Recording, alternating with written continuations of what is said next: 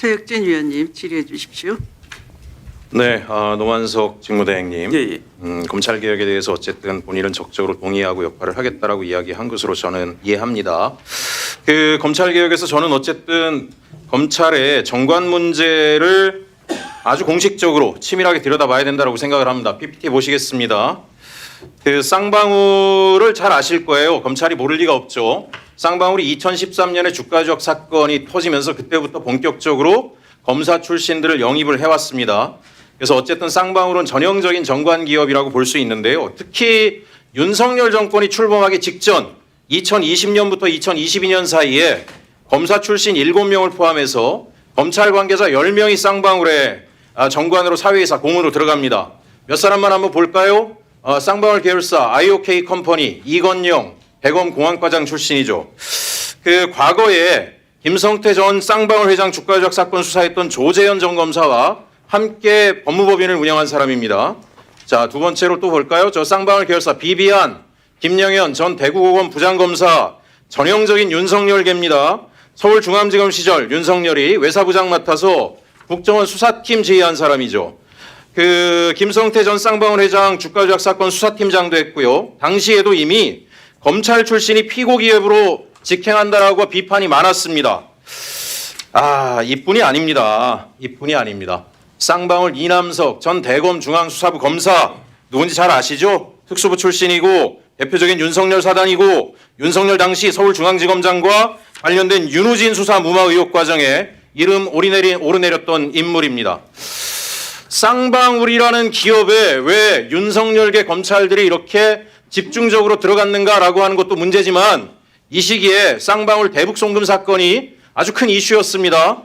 자, 쌍방울 주가 조작 문제 때문에 검사를 영입했던 이 쌍방울이 제가 만약에 검사라면 얘네들 또 대북송금 주가 조작으로 활용하다가 문제가 되니까 검찰 들어왔을 것이다 라고 볼 텐데 진술 하나 가지고 이재명 대표 방북을 위한 대북송금 자금 거래 내역인 것처럼 프레임을 짭니다. 아니 세상에 이재명 대표가 바보입니까? 민주당이 바보입니까? 윤석열계 검사들이 드글드글한 기업에다 갖다가 비리 청탁을 합니까? 그게 말이 됩니까?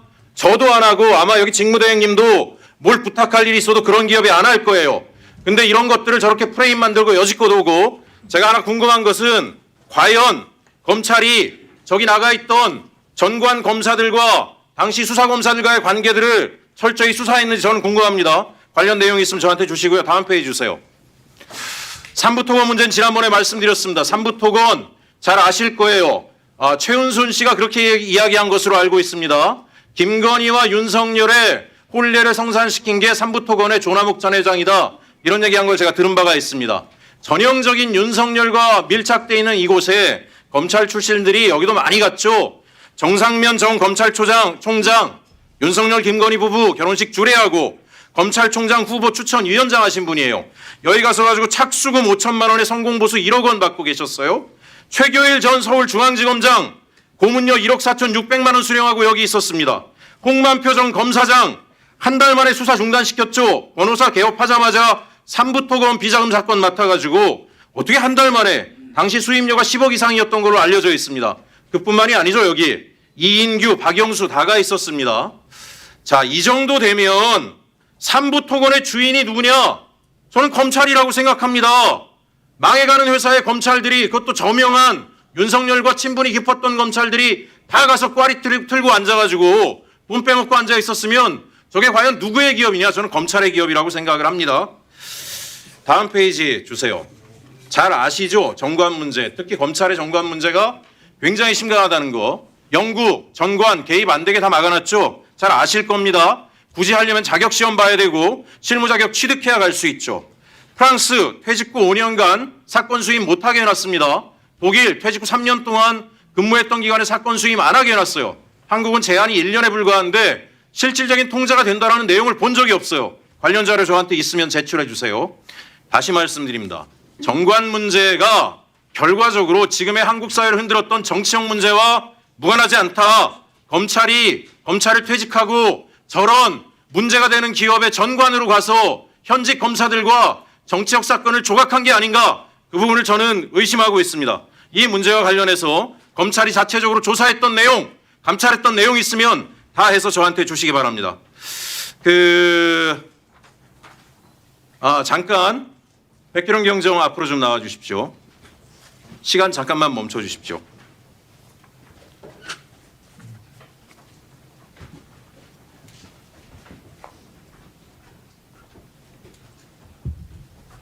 예, 백기룡 경정. 제가 오전에 듣다 보니까 우리 국민의힘의 의원들이 백혜령 경정의 태도 문제를 가지고 특히 직무대행과 전화통화한 내용, 파일 유출된 거 그다지 적절해 보이진 않습니다만 본질은 비켜가고 있어요. 거기서 질의 내용을 보게 되면 과연 어쨌든지 간에 마약 사건 은폐 축소한 수사관들이 합수안에 들어가 있는 게 적절하냐 이 문제에 대해서는 직무대행이 답은 안 합니다. 그 문제를 질의하지 않고 백혜령 경정이 무슨 수사관으로서의 태도가 있는 것처럼 이야기들을 계속합니다. 그래서 제가 시간을 좀 드리겠어요. 남은 시간 제 거 다 쓰셔가지고 조금 초과가 되더라도 아까 송석준 의원 한 3분 정도 초과해서 이야기하셨으니까 하지만 너무 길지 않게 국감이 방해되지 않는 선에서 지금 이 상황에 대해서 본인이 해명하고 싶은 거 있으면 얘기하시고 또 하나 현재 대통령께서도 이야기하셨지만 마약 사건 수사를 위해서 동부지검에 나가 있는데 수사 상황이 어떻게 진행되고 있는지 많은 국민들이 궁금해하니까요. 간단하게 답변 주시기 바랍니다. 먼저 동부지검 상황을 좀 설명을 드리겠습니다. 제가 10월 15일 날 저만 혼자 먼저 발령이 났고요. 16일 날 출근을 했고 17일 날 동부지검의 컴퓨터가 설치가 됐고 경찰 내부망이 깔렸습니다. 그리고 경찰청에서 입장을 냈는데요. 킥스도 설치가 돼서 킥스 운영이 가능하니 바로 수사할 수 있다 이렇게 입장을 냈습니다. 그리고 화요일 21일 날 우리 직원들 4명이 발령이 났고요. 그런데 지금까지 킥스는 설치가 되지 않았습니다. 경찰청에서는 국민들께 거짓을 말한 겁니다. 지금 킥스가 설치되지 않았기 때문에 어떠한 사건도 할 수가 없고요. 사건 착수를 할 수가 없는 그런 상황입니다. 그리고 제가 검찰 킥스를 사용하면 검찰 사건을 들여다본다 이렇게 말씀을 하시는데 검찰 킥스를 사용하든 경찰 킥스를 사용하든 수사관은 자기 사건밖에 보지 못합니다. 저희 결재 신청할 때 들여다보는 사람들은 지휘관이고 검찰이죠. 영장 신청하면 검사들은 경찰 사건 다 들여다볼 수 있습니다. 다 연계가 돼 있기 때문에 그런 상황이고요. 지금도 킥스 설치되지 않았고요. 그런 상황 수사를 진행할 수 없는 상황입니다. 그리고 제가 이제 요청했던 합수단에 구성원 좀 달라고 요청을 했는데 합수단에서 구성원 주지 않았고요. 거기에 세관 직원도 범죄 혐의가 가장 짙은 세관 직원도 포함되어 있는 걸로, 물론 그 직원은 아니겠습니다만 세관 직원도 포함되어 있는 걸로 알고 있고요. 검사들 어떻게 구성이 되어 있고 그것도 지금 알 수가 없습니다. 자료 요청도 했지만 일단 킥스 가동돼서 협조 구하라고 그래서 지금 하지 못하고 있는 그런 상황입니다. 그리고 제가 우리 수사 형사들은 경찰관들은 간이 침대가 필수품입니다. 그게 무슨 사치품이 아니고요. 평생을 간이 침대와 함께 해왔습니다. 저희들은 범인을 잠복해서 근거하는 일들이 많고 압수수색도 늦게까지 하는 일이 많기 때문에 밤에 수사하는 일이 많습니다. 그래서 간이 침대가 필수적이고요. 그걸 동부지검에 요청했는데 해당 품목이 없다고 그래서 제가 사비로 5개를 샀습니다. 한 개에 16만 8,500원입니다. 제 돈으로 산 거니까요. 너무 뭐라고 그러지 않으셨으면 좋겠고요. 그다음에 노만석 차장님한테 제가 전화드린 부분은 그겁니다.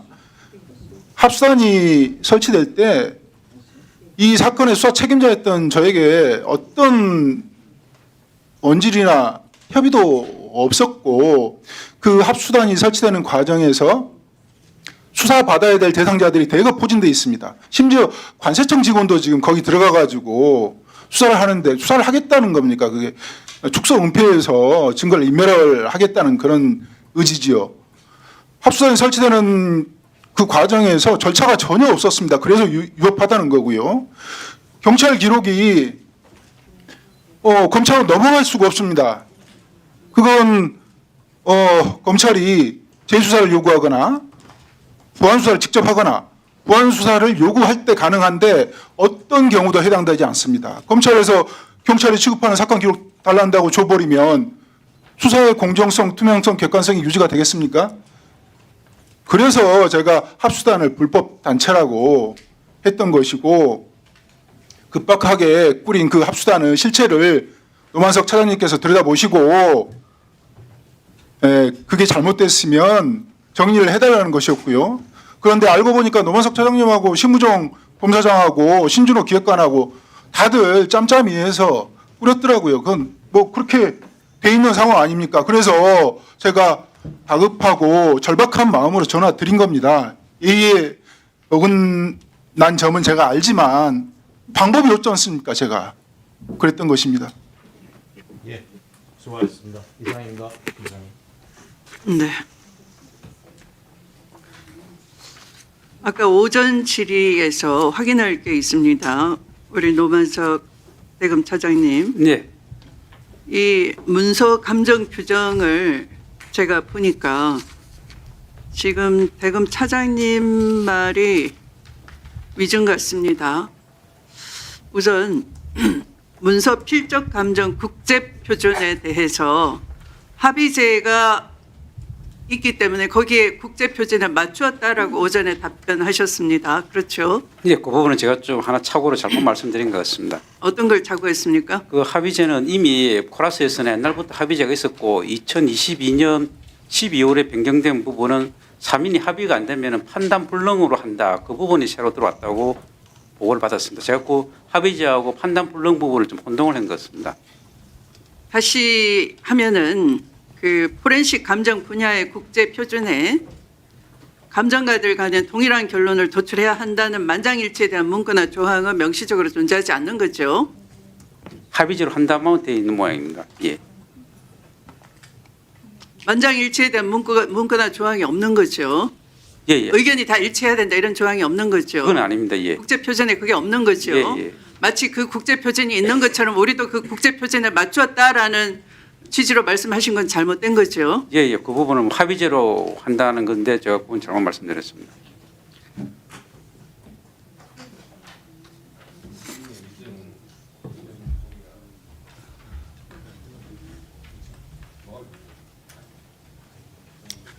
그리고 대금의 문서 감정 규정은 어떻게 바뀌었습니까? 제가 보고받기로는 2022년 12월에 뭐 조금 전에 그 참고 신분으로 출석을 했던 오세훈 우리 감정사가 이제 그 감정이 6개월 이상 뭐 장기 6개월이 아니라 60일 이상 오래 뭐 지연되는 거 있고 해서 자기가 먼저 위원회 소집을 요구를 했고 그래서 앞으로는 이 세 사람이 합의가 안 될 경우에는 어떻게 할 것이냐. 그래서 그 규정이 2022년 12월에 그렇다면은 세 사람이 합의가 안 되면은 판단 불능으로 그렇게 하기로 하자 해서 뭐 규정이 만들어졌다. 그 정도만 보고 받았습니다. 그것이 아니고요. 이 이재명 후보 관련한 이 수사 결과가 나오기 전, 감정 결과가 나오기 전에 직전에 바꾼 거죠. 그러니까 아마 그것이 12월 22일인 모양이에요.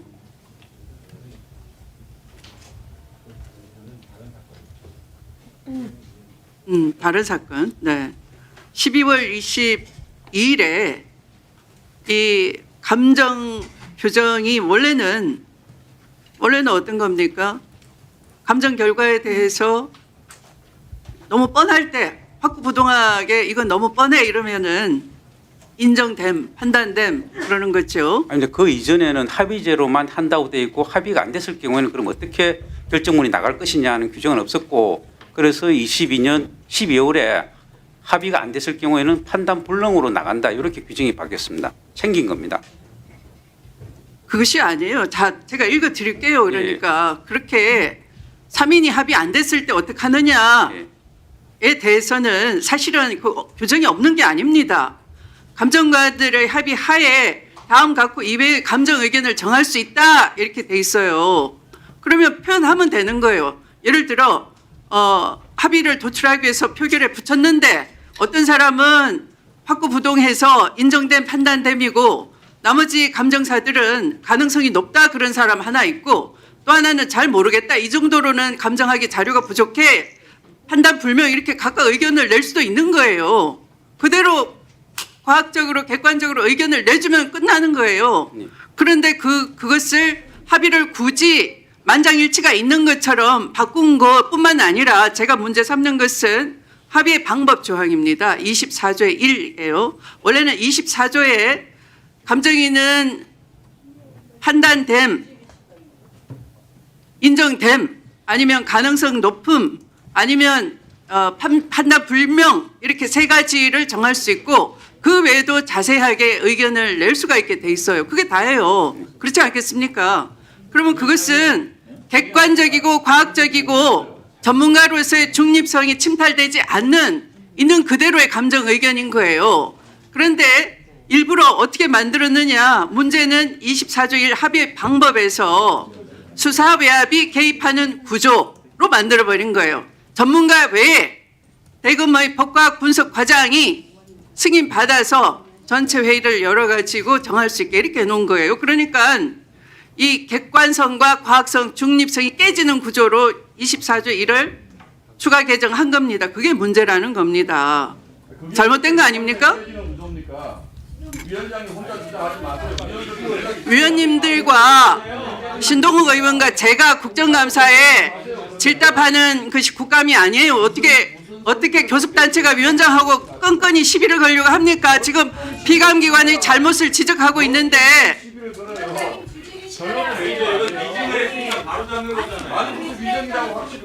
어떻게 위원장이 끈끈이 비감기관의 위정을 알려주고 그렇게 하지 말라고 국정감사에 태도를 바로 잡는데 그 필요성이 있을 때마다 위원장을 제동을 겁니까?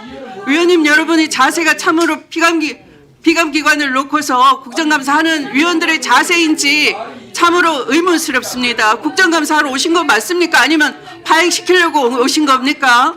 국정감사에 왜 임하시는 겁니까? 위원장은 내린 생각이고 법사위 국정감사장이에요. 누가 꼭 할 때마다 이렇게 논평하지 마시고 나중에 모아서 거짓말을 하지 않고 이사들은 거라도 아니고 무슨 거짓말? 위원장님 너무 잘하십니다. 증인들의 태도를 바로 잡아가야 됩니다.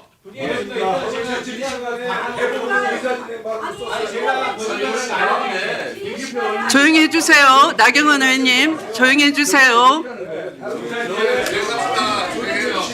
나경원 의원님 조용히 해주시기 바랍니다. 신동욱 의원님 조용히 해주시기 바랍니다. 네, 진행합시다. 좀 이렇게 질서를 잡아주세요.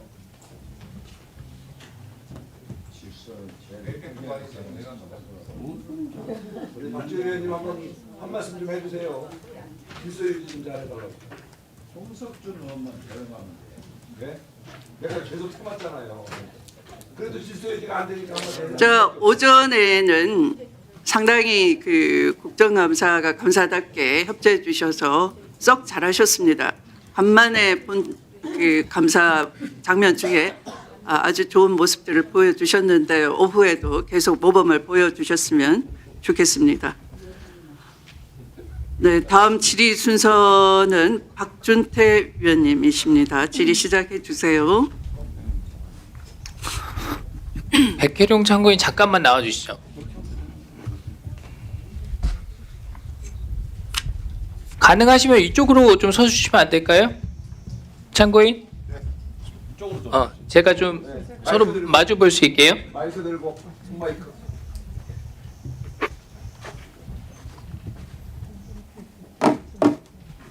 마이크가 있나요? 네, 말씀하십시오. 거기 아무나 앉는 게 아니잖아요. 그 손 마이크를 들이세요. 괜찮습니다. 위원장은 그냥 할까요? 아니 위원장은 들이세요. 네, 증인이나 참고인들께서 위원님들의 신문에 잘 응할 수 있도록 최대한 배려해 주시기 바랍니다. 괜찮습니다. 그렇게 진행하십시오. 예.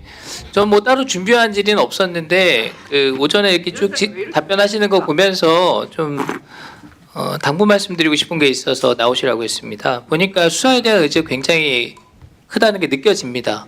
그런데 국민의힘에서 마약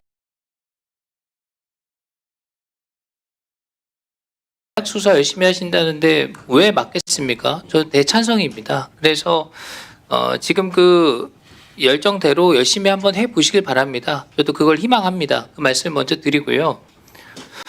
근데 이게 제가 말씀하시는 거 보니까 본인은 굉장히 정의롭고 옳은 길을 가고 있는데 기존의 검경의 간부들 내지는 일부 누군가가는 수사를 방해하거나 그다음에 조직범죄에 가담되어 있다거나 이제 이런 말씀들을 자주 하세요. 본인 나름대로는 어떤 심증이 있어서 그런 말씀을 하시는지 모르겠으나 그것은 아직 사실로 확인된 것이 없고 사실이라 하더라도 그거는 결과로서 증명을 하시면 된다고 생각합니다. 그 결과가 나올 때까지는 조용히 수사가 이루어지는 것이 타당하고 그 이후에 어떤 문제점들이 노정됐다. 그 수사 결과로서 말씀을 하신 게 어떤가 싶어요. 어떻게 생각하세요?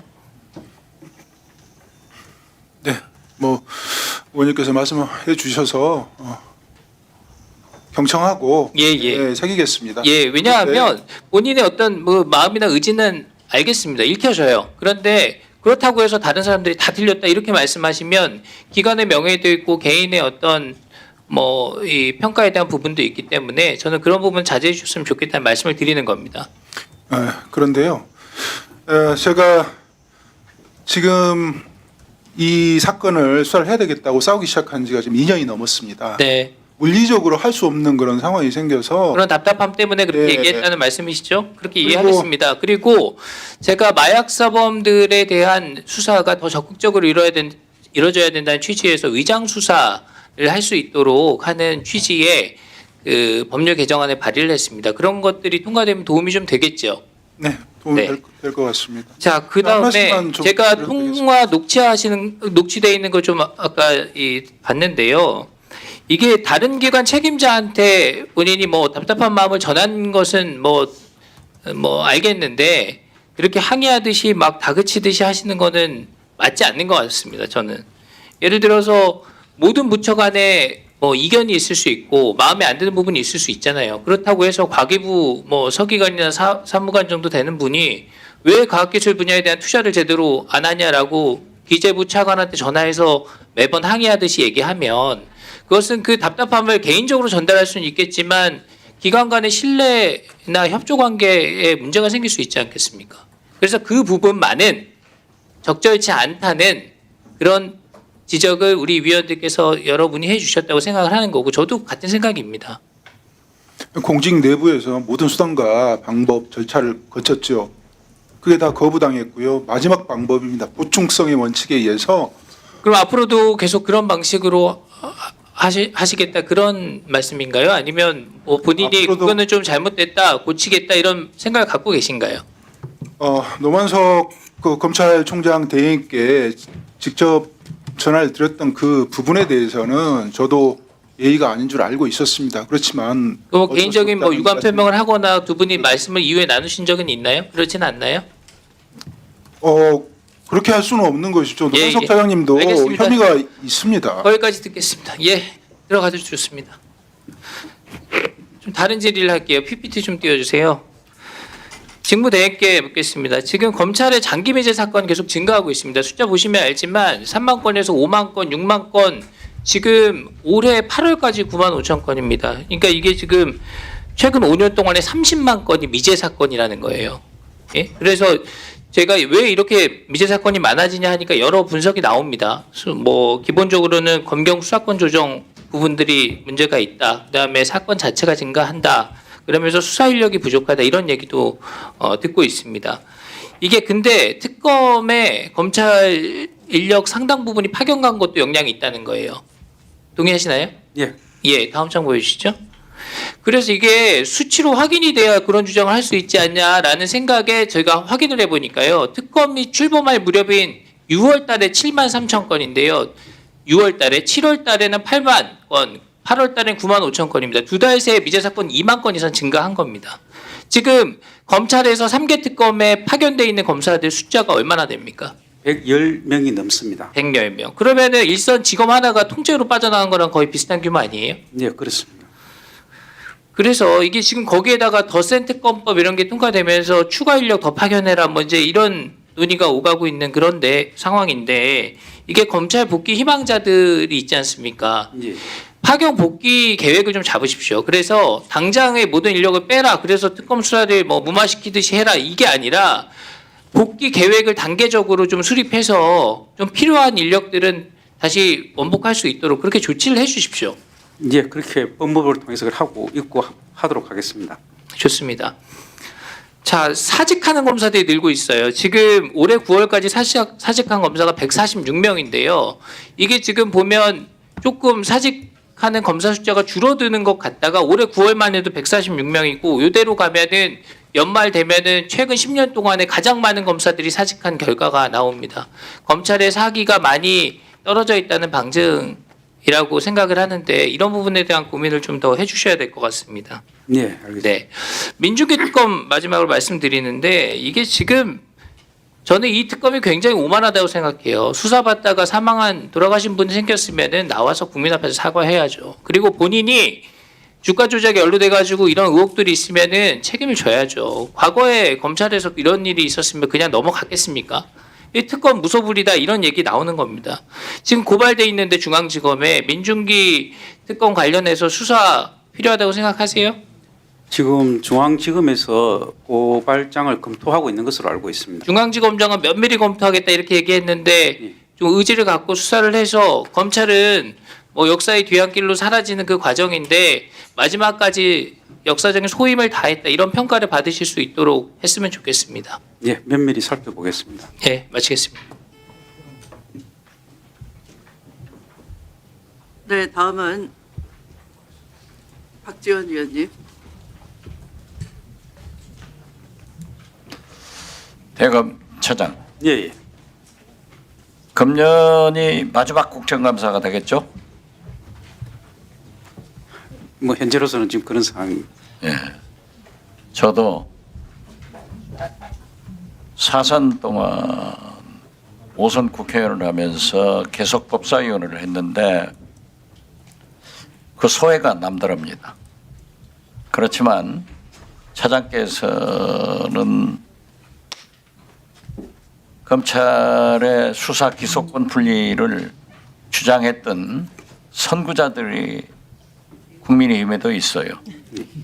이 자리에 계시는 나경원 의원님이나 윤한홍 의원이 6년 전에 그것을 주장했다는 것 알고 계세요? 뭐 처음 듣는 말씀. 네. 지금 차장께서는 그 수사권 조정이 되니까 유연이라고 얘기했었죠. 위헌이라는 표현은 하진 않아요. 유연입니까 아닙니까? 수사권 조정은 정책 결정이기 때문에 저는 위헌이라고 생각하지는 않습니다. 계엄은 내라는 유연입니까? 예, 그거는 당연 위헌이라고 위헌이죠. 말씀드렸습니다. 그런데 오늘 코스피가 4천 되면서 좋은 기록인데 윤석열 내란 세력의 붕괴가 시작되고 있는 것 같아요. 우리 존경하는 송석준 의원이 윤석열 내란 세력을 거부하고 한동훈 괴로 전향하는 것 같아요. 이것은 굉장히 좋은 징후라고 저는 생각합니다. 그렇기 때문에 차장께서도 유연이다 이런 생각은 하지 마시고 나머지 1년을 잘 준비해서 검찰청의 문을 닫는데 역할을 해 주시기 바랍니다. 어떻게 생각하세요? 예, 뭐 새로운 발전이라고 생각합니다. 문을 닫는다는 표현도 뭐 맞는 말이겠지만 뭐 저희들은 더 나은 새로운 길로 걸어가는 것이다 이렇게 생각합니다. 바로 그렇습니다. 새로운 발전으로 터닝 포인트를 만들면 발전되는 거예요. 그리고 검찰의 개혁은 자업자득한 겁니다.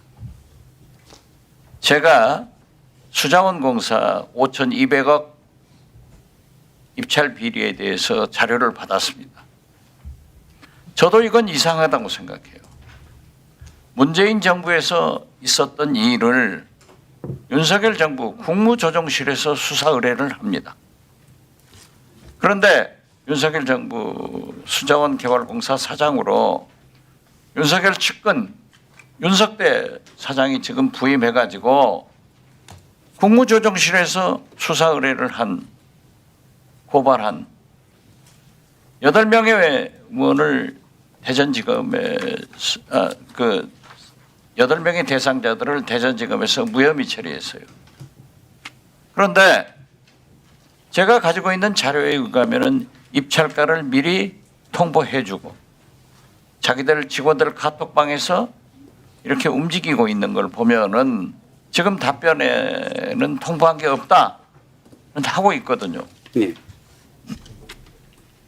이게 제가 아침에도 얘기를 했지만은 내부 비리인지 뭔지는 몰라도 우리 국민으로서는 5,200억의 입찰 비리가 있었다는 것에 대해서는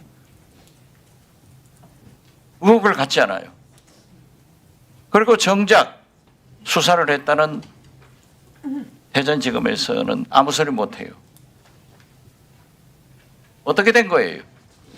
예, 의원님, 그 의원님이 진짜 자신하는 거예요? 예, 저번 국감에서 말씀을 하시길래 저도 살펴봤습니다. 일단은 그때 사건 처리했을 때 기술평가위원 선정에는 뭐 잘못이 없고, 그리고 입찰 관련 서류나 그 자료들이 외부로 유출된 흔적이 없어서 혐의 없음했다 이렇게 보고를 받았습니다. 그런데 만약 위원님께서 뭐 자료 가지고 계신 거 저희들은 주신다면은 그까지 다 참작을 해서 한번 다시 면밀히 살펴보겠습니다. 어떻게 됐든 이건 오비일학인지 모르지만은 윤석대라는 사람은 윤석열 측근이에요. 같은 공주 출신이에요. 그런데 이분이 가서 국무조정실, 윤석열 정부의 국무조정실 장관 아니에요? 여기에서 의뢰를 한 것이 무슨 이유인지 모르지만 무혐의 처리됐다. 그리고 입찰 비리를 사전에 알려준 자료나 카톡에서 여기를 밀어주자 하는 얘기를 나눈 것은 저도 가지고 있어요. 그렇기 때문에 이것은 분명하게 밝혀줘야 됩니다. 이렇게 종이 한 장으로 그런 거 없다 이렇게 할 수는 없는 것 아니겠어요? 예, 위원님께서 저희들한테 좋은 참고자료 주시면은 그 부분까지 심도 있게 해서 다시 점검 저는 수사기관이 아니에요. 가진 자료를 주시면 저희들이 도움이 될 겁니다. 국회의원은 자료를 받고 협력은 할 수 있어요. 예, 그렇지만은 무조건 없다. 이건 아무래도 생각할 수가 없는 거예요. 예, 그렇잖아요? 예, 저희들 한번 다시 꼼꼼히 되짚어 보겠습니다. 검찰이 감사원이 바라섰으면은 윤석열이 내란 못합니다. 지금 민중기 특검 흔들고 있어요. 검찰 내부에서도 내란 세력들이 흔들고 있는 거예요.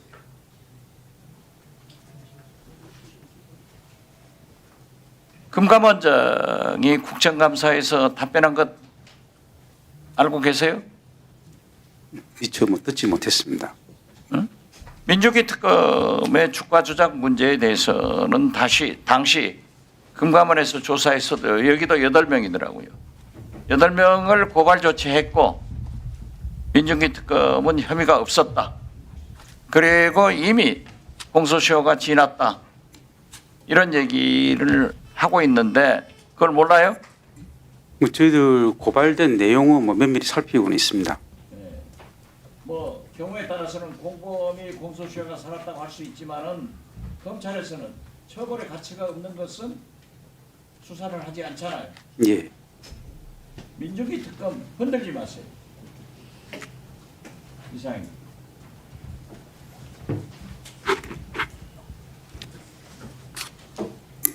네, 수고하셨습니다. 다음은 나경원 위원님 질의해 주십시오. 아까 검찰총장 직무대행께서 이런 말씀하셨어요. 네. 뭐 다양한 의혹이 나오기 때문에 그 의혹을 좀 해소하기 위해서 뭐 상설 특검도 하고 뭐 이런다는 말씀을 네. 하시는데 이 다양한 의혹이요 국민 여러분한테 나오는 것이 아니라 민주당 세력들에서 나온다는 거죠. 자, 백혜룡 경정 사건도 한번 보십시오. 저는 백혜룡 경정이 뭐라 그랬습니까? 뭐 그것이 저 내란 자금인가 뭐 계엄 자금을 만들기 위한 거였다 이렇게 얘기를 했는데 그 세관원이 말을 바꿨는데도 계속 그걸 지금 그 수사를 하게 만듭니다. 자, 엊그저께 아까 이런 말씀하셨어요. 정성호 장관한테 일요일 날 오후에 부두로 지시받았다 이렇게 얘기하셨죠? 장관으로부터 직접 받은 건 아니고 법무부 관계자죠. 법무부 관계자 누구한테 받았습니까? 아마 차관인지 아니면 국장인지 좀 그 부분은 좀 헷갈려요. 자, 근데 본인은 이미 금요일 날 백혜룡 경정을 수사에 수사에 투입하는 것이 좋겠다고 동부지검에 이야기했다라고 아까 말씀하셨습니다. 자, 그럼 법무부 차관인지 누가 말했을 때 이미 지시했습니다라고 말씀하셨습니까? 안 하셨습니까? 근데 그 제가 금요일 날 그러니까 10월 10일 날 그 저 임원정 검사장한테 백혜룡 아니 지금 제가 그 질문은 그러니까요. 자 일요일 날 예. 법무부에서 지시가 내려왔을 때 이미 지시했습니다라고 얘기하셨습니까? 안 하셨습니까? 그 이야기는 안 했습니다. 아니 왜 말이 안 되는 거잖아요. 그러니까 제가 지금 이 차장 대행 말을 믿을 수가 없는 거예요. 아니 이문정 검사장은 이미 금요일부터 백혜룡 경정 투입을 지시받았다 그러고 예. 법무부 장관은 대통령이 말씀하셔서 그걸 대통령이 법무부 장관한테 지시해서 법무부 장관이 일요일 날 말했다는 건데 우리가 아무리 봐도 임은정 검사장이 백혜룡 경정을 고민하게 된 것은 바로 금요일 날 이미 대통령실로부터 지시가 내려간 거 아닌가. 그건 아닙니다. 아니 그거 아니라니요. 그러면 왜 법무부 차관이 그 얘기를 하는데 답을 안 합니까? 법무부 차관 아니 왜 근데 거기에 대해서 내가 이미 지시했다는 얘기를 안 합니까? 그게 말이 됩니까? 그거는 이제 제가 10일 날 이야기를 했고 그다음에 이제 대통령께서 지시가 있었다고 저한테 통보 왔기 때문에 이미 대통령께서 법무부로 지시하신 내용에 대해서 제가 다시 뭐 말을 할 필요는 없지 않습니까? 아 그러면 그냥 이미 다 진행이 되고 있다는 거 보고도 안 합니까? 대통령께서 지시하셨는데 이 상식적으로 납득이 안 된다. 결국 이거는 대통령이 직접 이미 이 부분에 대해서 지시한 것이다. 저는 대통령이 해야 될 권한을 넘었다고 보고요. 이 부분에 대해서 지금 말을 맞추는 거 아닌가 이렇게 보여집니다. 그렇지 않으면 왜 서면 지시 자료는 내놓지 않습니까? 이 서면 지시 자료 달라고 했더니 이 국정감사 및 조사에 관한 법률 현저하게 직무 수행을 현저하게 방해할 수 있다는데 아니 지시만 했느냐 아니냐 서면을 했느냐 아니냐를 내놓으라 그러는데 이걸 왜 못 내놓습니까? 예, 그 12일 날 월요일 날 13일 날 서면 지시는 분명히 있었습니다. 그거 내놓으세요. 서면 지시. 예, 그 다시 한번 검토를 하겠습니다. 왜 예. 지금 뭐 구체적인 내용도 아니고 지시 여부가 법에 따라서 제대로 있었는지를 알아보기 위한 것이니까 제출해 주시기 바랍니다. 예, 적극적으로 검토하도록 하겠습니다. 네, 김종민 의원님 질의해 주시기 바랍니다. 아, 네. 네. 제가 남았습니다.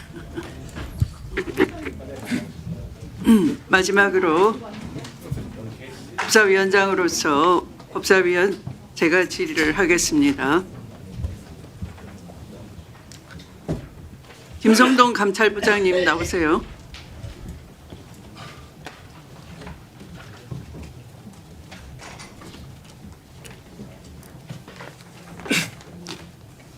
자, 시작하겠습니다. 검찰 조직은 제19만 감싸는 제19의 불법 비리는 감싸는 그런 조직입니까? 감찰은 원칙에 기초해서 진행돼야 된다고 생각합니다. 네. 원칙에 기초해서 내 식구는 불법 비리가 있어도 눈 감아주고 마사지 해준다라는 거군요. 자, 이제 와서 이 김건희 특검만 무력화시키는 게 어떤 의도가 있는 것 같은데요. 특히 민중기 특검이나 도이치모터스 주가 조작 사건을 꿰뚫고 있는 지난 5년간 꿰뚫고 있었던 한문혁 검사에 대해서 공격을 하는 거 보면 이 특검을 무력화시키려는 시도를 하는 것인데 황교안 김건희 씨에 대한 특검을 하고 있기 때문인데 그것도 괜한 건 아니죠. 이유가 있는 거죠. 황제 수사를 시킨 김건희 앞에만 서면 작아지는 검찰. 그래서 그 결과 이 관본권 띠지 사건 감찰도 흐지부지 되는 거 아닌가요? 국민 누가 납득을 하겠습니까? 노만석 총장 직무대행은 이 감찰 결과 믿으십니까? 자, 건진법사로 알려진 전성배 누군가요? 통일교 핵심 로비 창구였어요. 통일교는 막대한 자금을 돈과 조직을 동원해서 윤석열 권력 핵심부에 접근을 했고 전성배는 바로 그 윤석열 캠프의 네트워크 운영 본부장으로 활동을 했고 김건희 씨와 긴밀하게 소통을 했고 공직 인사 등 주요 사안에 대해서 막대한 영향력을 행사한 인물이에요. 그런 인물이 압수수색 대상 선상에 올랐습니다. 그런데 깜짝 놀랍게도 관본권, 그것도 대통령 취임 직후 한국은행 발행권이 발견됐다면 이건 단순한 정치자금법 위반 사건이 아니라 명백한 권력형 비리 냄새가 나고 뇌물수수 의혹 사건으로 수사를 확대했어야 마땅한 거 아니겠습니까?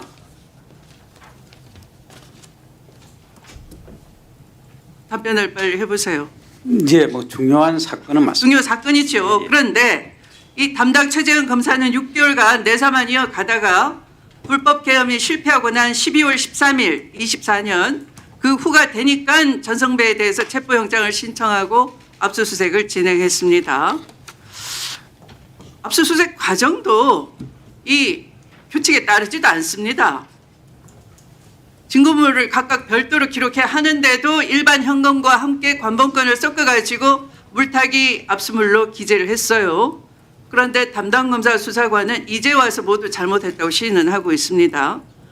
관본권의 출처를 밝히지도 않았고 고의적으로 비닐과 띠지가 걸어간 게 아니에요. 고의적으로 은닉했다고 보입니다.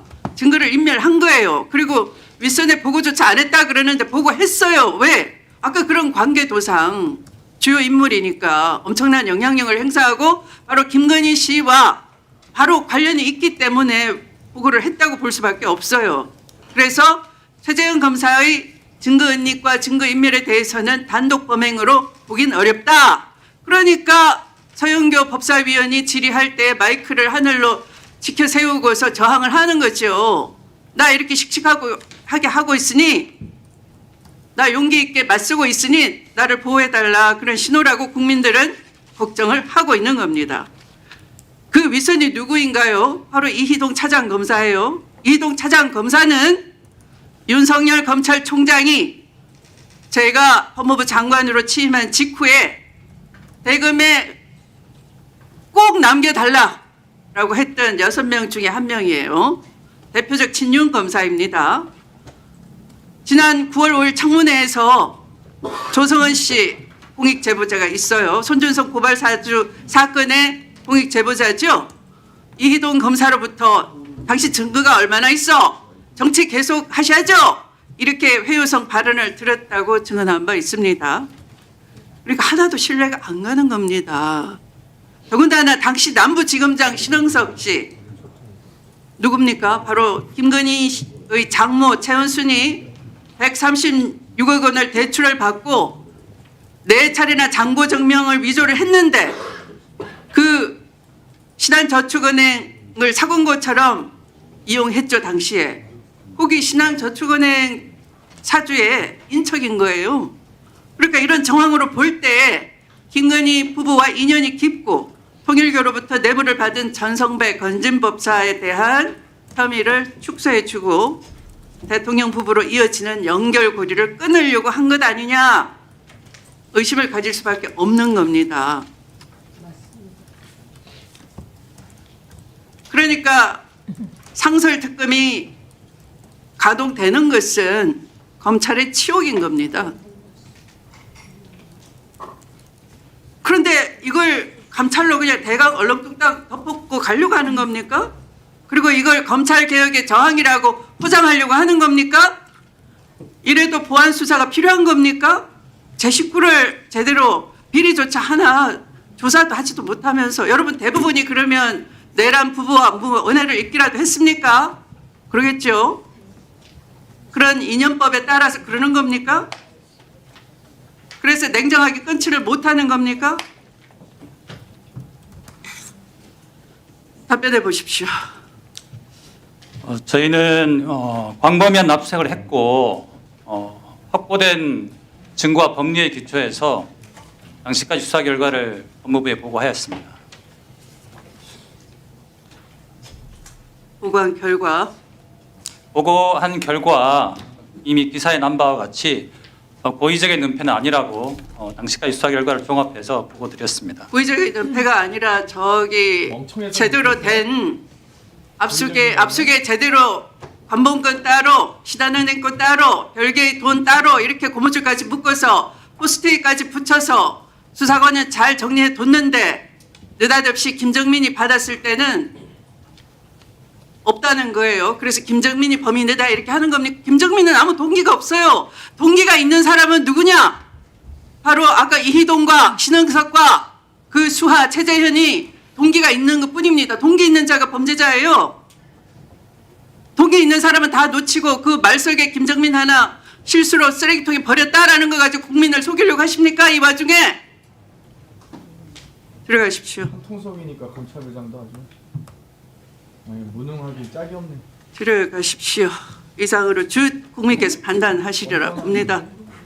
이런 검찰에 국민의 인권을 보호해 달라고 경찰이 무능하니까 국민을 위하는 제2방어선으로 여러분을 신뢰하겠다고 그렇게 재신임을 할지는 국민께 맡기겠습니다. 네. 자, 이것으로 주질의는 다 마쳤습니다. 보충 질의에 들어가도록 하겠습니다. 보충 질의 시간은 5분으로 네 그렇게 하시죠. 자, 전현희 위원님부터 질의 시작해 주십시오. 네, 차장님. 예. 지난 2021년 10월에 경기도 국감에서 김용판 당시 국민의힘 의원이 마피아파 행동대원인 박철민이 이재명 후보에게 돈다발을 건넸다라면서 그 사진을 공개했습니다. 네. 그때 당시에. 그런데 이 돈다발은 사실은 알고 보니까 그 훨씬 전에 이 박철민이 자신의 사업을 홍보하기 위해서 자신의 SNS에 이미 올린 사진이었어요. 예. 근데 그걸 이재명 후보에게 준 돈다발이다.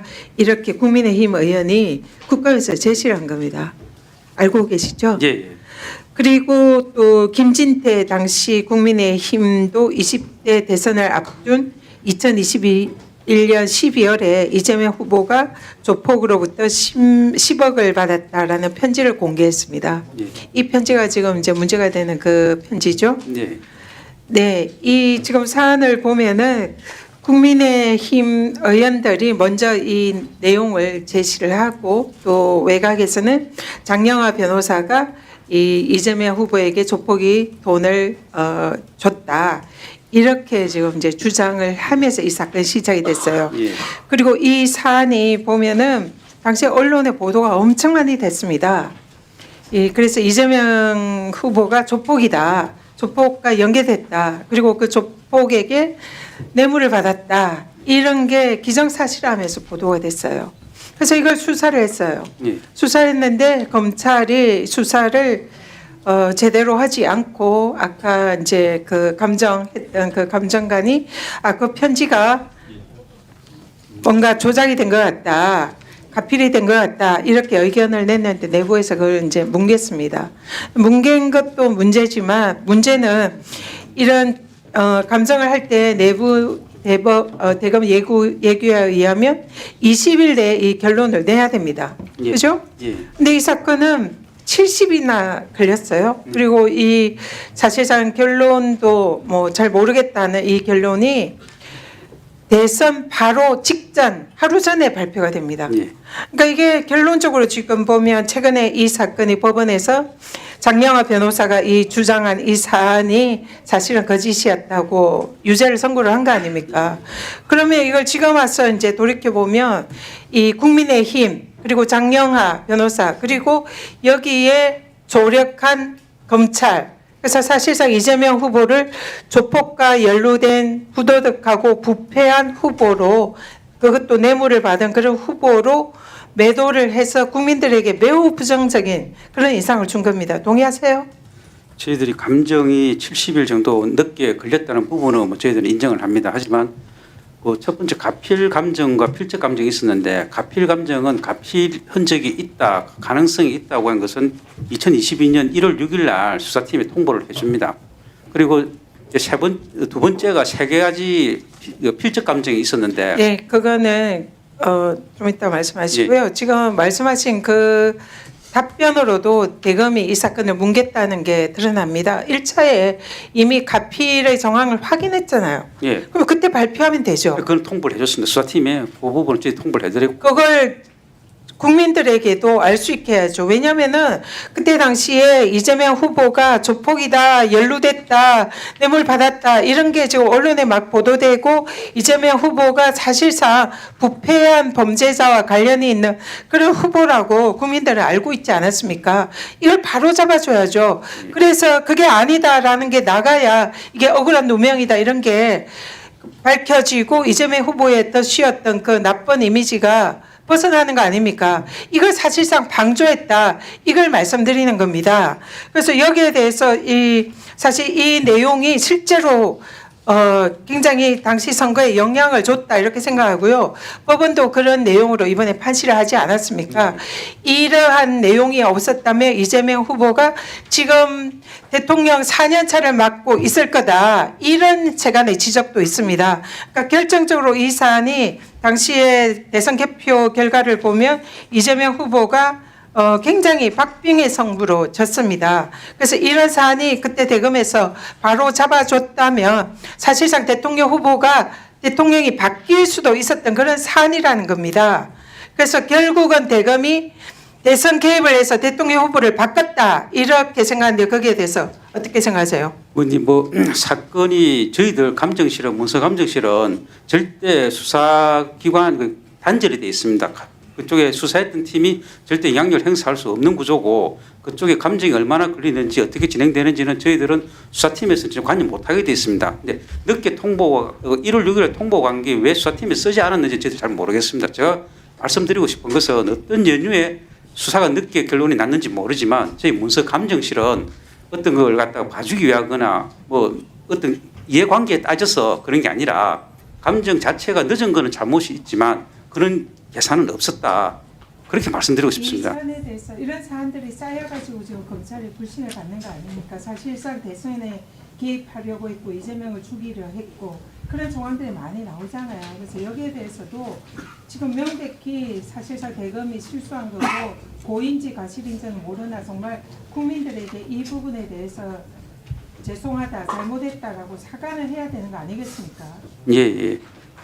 근데 의원님, 저희들이 제가 자꾸 문서감정실에 대해서 말씀을 드리는 것은 저희 문서감정실은 어떻게 되든 객관성이 담보가 돼야 됩니다. 이거는 저희들이 했던 문서감정이 유무죄를 따지는 중요한 증거이기 때문에 여기에 수사팀이 입김이 작용한다는 것은 있을 수 없습니다.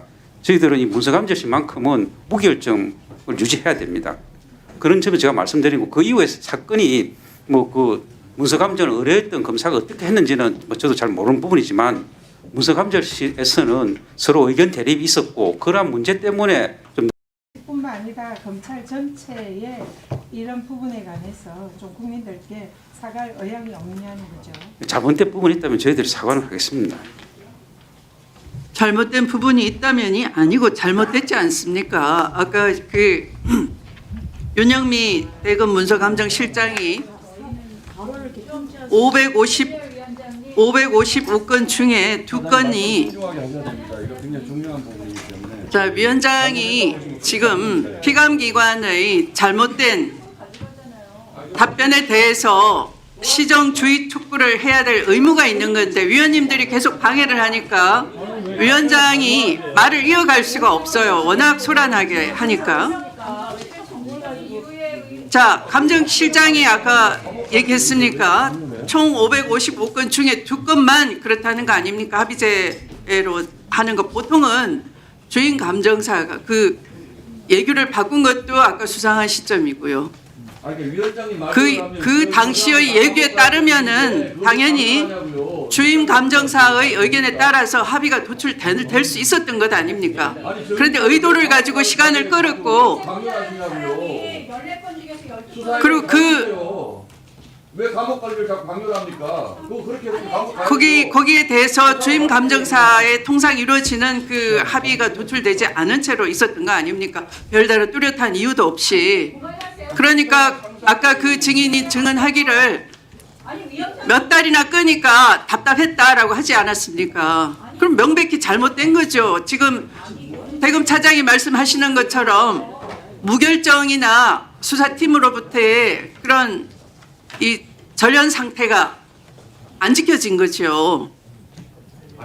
객관적, 과학적, 이 전문가적인 중립성이 담보되도록 했었어야 되는 건데 그렇게 안 됐다라는 걸 말하는 거죠. 지금 감사위원회의 지적으로는. 위원장님 질의 시간에 하십시오. 그러면 위원장님 정말 조용히 좀 하세요. 아니 정말 조용히가 아니라 근데 그것을 지금 그 이유는 모르겠다 그러면 답변이 되시는 겁니까? 한번 나올 때까지 그 이유를 모르겠다 그러는 게 답변이 되시겠냐고요. 이 중요한 사건에 있어서. 선생님 방해하세요. 왜 자꾸 그러세요? 아니 오늘 하루 종일 민주당이 할 일이 지금 이 감정 사건 키우는 거 아닙니까? 그렇지도 않아요. 진짜 의혹을 하나도 개를 키워야지. 자, 국민의힘의 목적은 오로지 감사 방해뿐입니까? 아닌데요. 지금 우리 진행 거예요. 바로 내서 일일이 바로 표시 제발 얘기하고 그게 그렇게 더 사정관을 만드시고 감사방해를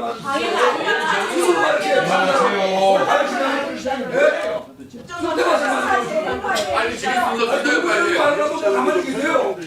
오늘 저 질의 하시면 되잖아요. 국민들이 위원장이 위원장님 질의해 주세요. 저도 굉장히 궁금합니다. 지금 얼마나 열심히 준비하시고 그걸 갖다가 그냥 죄를 확보하고요. 자, 송석준 의원님과 나경원 의원님이 각자 막 말을 하시니까 정말 시끄러워서요. 국민들께서 이게 무슨 일인지 잘 모르실 것 같습니다. 조용히 해주세요. 자, 다음은 주진우 위원님 발언해 주십시오.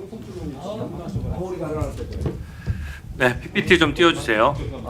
총장님, 김용은 대선 자금 6억 원 받은 혐의로 재판 중이죠? 예. 그리고 김용 재판에서 허위 알리바이 증언하다가 3명이 적발됐고 재판 중에 있고 그 중에 박지민, 서운주는 지금 구속됐었죠? 예. 네. 박지민, 서운주는 이재명 선거 캠프 출신입니다. 제가 공소장을 제출받아 보니까 경기도에서 대외협력관, 갈등조정관 직책으로 일을 했고요.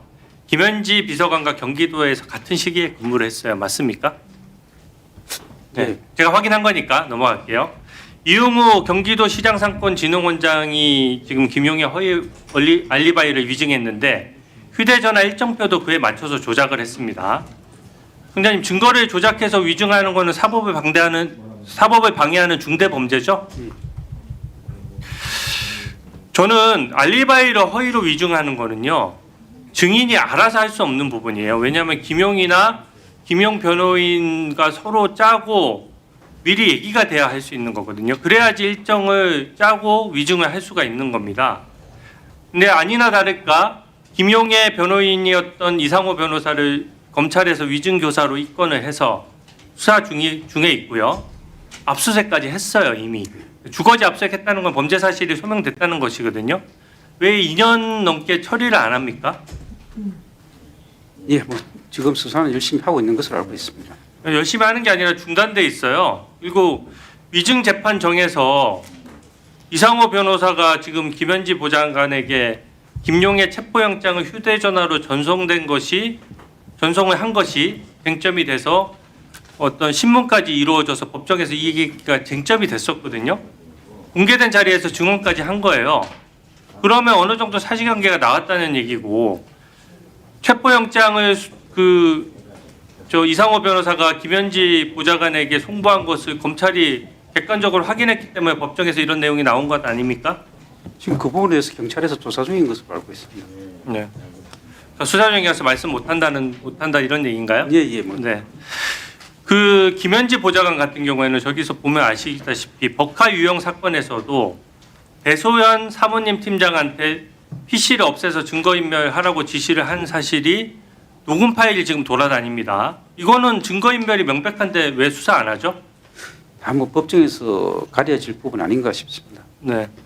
저는 그 박지민 서훈주 정도 직책에서 이 모든 허위 알리바이를 만들어냈다는 생각이 안 들거든요. 더 윗선이 있는 것이고 이상호 변호사 김현지 보좌관의 증거인멸 관여 의혹에 대해서도 제대로 수사해야 된다고 봅니다. 대통령 부속실장이 불소추 특권이 있는 건 아니죠? 예. 다음 PPT요. 저 위증 재판에서 중요한 증거가 제출됐습니다. 당시 이재명 대표가 직접 김용의 변호인단이 들어있는 텔레그램에 참여해서 변론을 돕는 게 포착이 된 거예요. 그래서 증거로 제출이 됐거든요. 이게 왜 사법방해냐면은 김용은 6억 원 불법 대선 자금 받았고 당시 이재명 대선 후보가 수혜자라서 실질적 공범관계에 있는 거거든요. 그래서 저기 보시면 이게 지금 언론 보도를 통해서 이게 제가 그대로 옮긴 겁니다. 언론 보도를. 그러니까 재판정에 기자들이 들어가서 그걸 그대로 보고한 것이기 때문에 되게 정확한 거거든요. 저기 내용에 보면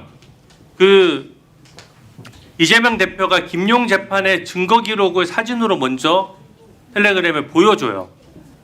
그 얘기는 뭡니까? 이재명 대표가 김용 재판 기록을 받아서 가지고 있다는 얘기입니다. 이게 가능합니까? 이게 지금 실질적인 공범관계에 있는 사람이 현재 구속돼 있는 다른 공범의 재판 기록을 들고 있는 상황이거든요. 이게 일반론적으로 예를 들어 보이스피싱의 모집책이 구속돼 있는데 총책이 밖에서 모집책의 기록을 받아서 그것을 들고 있고 그쪽 변호인들하고 상의하고 있다면 증거인멸이나 사법방해로 검찰은 보지 않습니까? 일반론적으로 어떻습니까? 일반론적으로는 그렇습니까? 되게 적절하지 않은 행동이고요. 일종의 사법방해가 적나라하게 드러나는 부분입니다. 그러니까 김용 기록이 이재명 대표가 어떻게 들고 있겠어요? 본인이 직접 받았거나 아니면 당시 김용이 구속돼 있었기 때문에 이상호 변호사를 통해서 김현지 보좌관이 받지 않았으면은 자료를 들고 있을 어떤 계기가 없는 거거든요. 다음 PPT 보여주세요. 다음 PPT에 보면 타종과 거리 상황까지 막 이재명 대통령이 어드바이스를 해요. 저런 게 확인됐냐라고 물어보거든요. 이게 지금 정상적인 상황도 아닌데 권력 눈치 보지 말고 제대로 수사하십시오. 법정에서 나온 이야기라면 법원에서 판단하지 않을까 싶습니다. 수사 대상이기도 하잖아요. 저희들 한번 살펴는 보겠는데 기본적으로 법정에서 나온 이야기는 법정에서 해결하는 게 맞지 않나 싶습니다.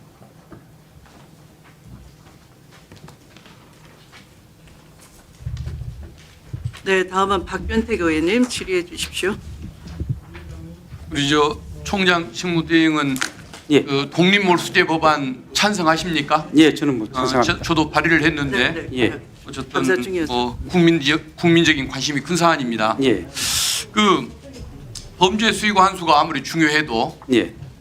범죄 수익 환수부처럼 뭔가 이 범죄 수익 환수를 위해서 직접 노력하는 부서 예. 담당자가 있어야만 효과를 볼 수 있는 것 아니겠습니까? 예, 그렇습니다. 그런데 그 작년에 보니까 수사기관의 범죄 수익 몰수 추징을 위한 보존액, 예. 보존 금액은 역대 최고인 9조 300억 원에 이를 정도로 많습니다. 예. 그런데 막상 검찰이 실제 환수한 금액은 같은 기간 중에 1.5%인 1,500억에 불과한 것 같습니다. 예. 왜 이렇게 실적이 낮습니까? 그 부분에 대해 말씀드리자면 지금 범죄 수익 환수부가 있는 데는 서울중앙지검입니다. 서울중앙지검이 보전 금액이 6천억 원인데 총 환수 금액은 10%에 달하는 600억입니다. 그런데 서울 남부지검은 지금 보전 금액이 6조가 넘는데 환수 금액은 100억도 채 안 됩니다. 그 부분은 남부지검에는 범죄 수익 환수부가 없습니다. 환수부가 좀 있으면 남부지검에서도 월등한 실적을 낼 수 있을 거라 생각합니다. 알겠습니다. 어쨌든 검찰의 직접 수사 기능이 사라지더라도 예. 그 범죄 수익의 추징 몰수 이 부분은 수사의 영역이라기보다는 형 집행의 영역이라고도 볼 수 있는 부분 아닙니까? 예, 그렇습니다. 그래서 지금의 특별수사부서 예.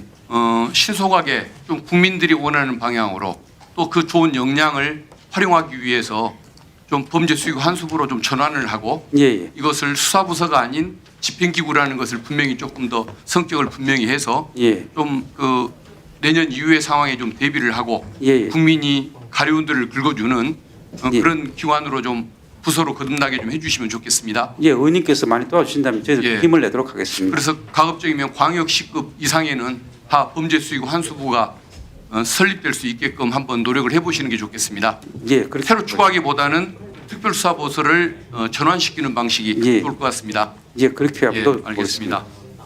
그 힘찬 목동에 있는 힘찬병원 이모 병원장 예, 의료법 위반 특경법 사기 사건 혹시 알고 계십니까? 예, 알고 있습니다. 예, 이게 건보공단 시민단체가 고발했던 사건이고 그리고 지난주에 보니까 연합뉴스에서 보도가 되고 있습니다. 예. 그리고 국회 보건복지위원회 또 기재위원회에서 기획재정위원회에서도 지금 문제가 많이 제기되고 있습니다. 예, 근데 그 자료를 보면은 어쨌든 그 병원장 이모 씨가 가족 등 특수관계인 명의로 의료기관 5개를 추가로 만들어서 중복 개설을 했는데 이게 의료법에 위반되는 걸로 보여집니다. 예, 그리고 또 불법 병원이 의료급여를 수령을 하면 그걸 우리가 지금 전통적으로 사기죄로 우회를 해왔지 않습니까? 예, 예. 사무장병원도 그렇고 예, 또 이 중복병원에 대해서도 국민건강보험법 바뀌어 있는 걸 보니까 부당이득을 징수하고 환수해내야 하는 대상으로 규정을 하고 있습니다. 그러면 이것은 불법이고 예. 또 사기죄에 해당한다는 걸 전제로 이 규정을 둔 것 같습니다. 예, 근데 이제 문제는 그것에 그치는 것이 아니고 간접 납품업체입니까? 중간 도매상을 만들어서 예. 셀프 납품을 하고 고액을 지급하고 그 돈을 빼내고 탈세를 하고 여러 가지 배임 횡령, 탈세 범죄까지도 의심되는 행위를 한다고 이렇게 비리 내용이 보도가 되고 있습니다. 예. 그런데 묘하게도 경찰은 압수수색자 제도로 하지 않고 피의자의 변명만 듣고 무혐의를 해주고 예, 검찰은 여기에 대해서 이의 신청을 했는데 또 불기소 처분하고 또 고검은 여기에 대해서 항고 기각을 했는데 지금 이제야 대검에 예. 재항고돼서 가 있습니다. 그런데 왜 그 좀 복잡하고 중요한 사건들은 무한정 밀어버리거나 또 표적 수사로 삼거나 이런 경우가 많은데 왜 이 사건은 이렇게 간단하게 쉽게도 신속하게 진행이 잘 되고 피의자한테 유리한 결정이 나는지 그 부분에 대한 의혹이 큰 것 같습니다. 그래서 조금 우리 대검 차원에서 재항고 사건 예. 심사 과정에서 충실하게 한번 내용을 좀 살펴주시면 좋겠습니다. 예, 충실히 살펴보도록 하겠습니다. 예, 알겠습니다. 어쨌든 그 나중에 대검이 공소청으로 전환되더라도 항고 기능이라는 것이 매우 의미가 있는 또 중요한 그 고난 중의 일부가 될 터인데 재항고 심사 과정에서도 이런 기능을 좀 국민들에게 보여주는 노력을 해주시면 국민적인 신뢰가 더 커지지 않을까 싶습니다. 예, 예, 알겠습니다. 예, 그렇게 하도록 하겠습니다. 예, 이상입니다.